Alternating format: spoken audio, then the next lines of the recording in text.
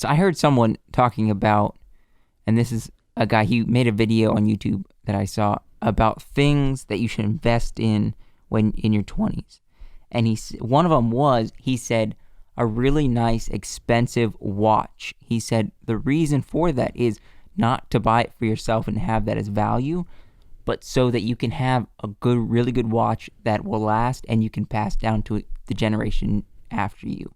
And then they can pass it down to their generation and generation. Okay, well, we were talking about trinkets that Peter McKinnon is making. Do you think his trinkets have value, or what kind of trinkets like that do you think are worth investing I mean, I think in? they have some value. I don't know if they're passed down to next generation value, but they are value. I mean, even he sells like pens. His pens are not pens you just pick up, use, throw away, not the dollar store pens. They're pens you have, and you're like the big business guy that comes in a suit, a nice suit, like skinny tie, fitted type clothes, and then you're like, okay, I'm signing this contract for $100,000. Okay, I'm gonna take out this pen. Click. Click. You know? So it's the kind of pen you use to sign away millions of dollars. Not or sign to get millions of dollars. Yeah. Well, what do you think about his coins that he's making that has his brand on it? Because I've loved that idea even before I was seeing him do it. Since I watched Pirates of the Caribbean, they had the medallions.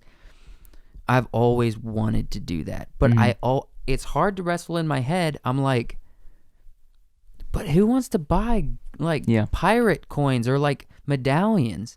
And then all of a sudden he comes around and he's doing it with his brand. Yeah. And it seems like people want them, but what purpose do they serve? Like, they're not jewelry. You don't wear it.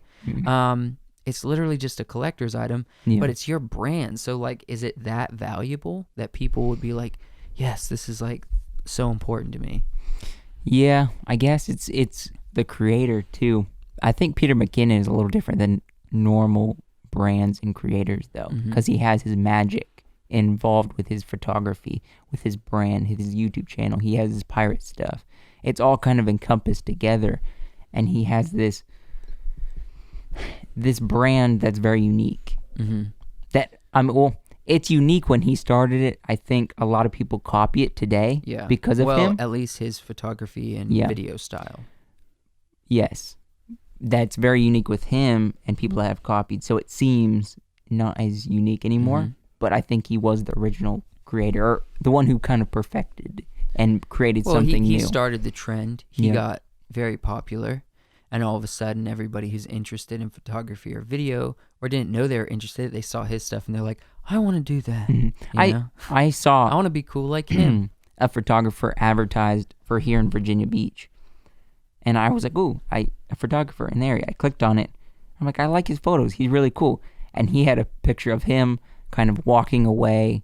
Someone took a picture of him kind of as a behind shot walking away. And he had a backpack on. And I'm like, wait a minute. I clicked on it. I zoomed in. It was Peter McKinnon's backpack. I'm like, what the heck? Yeah.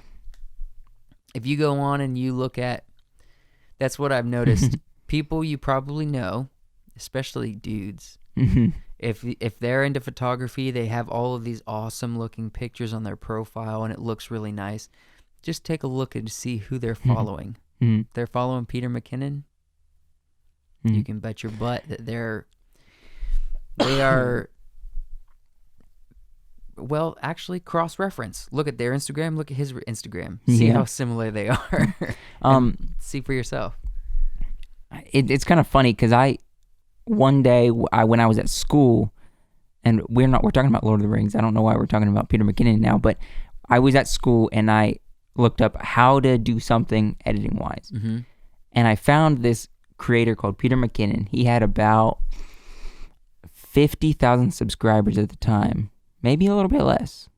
Okay. And I'm like, I like this dude. And I started watching his vlogs. I went back. He had long hair on his first videos. And then I just kept watching him. And I told you about him shortly after. And that's when you started watching him. And then he just got bigger and bigger and bigger. And within like 6 months to a year, he had over 1 million. And then he just keeps growing.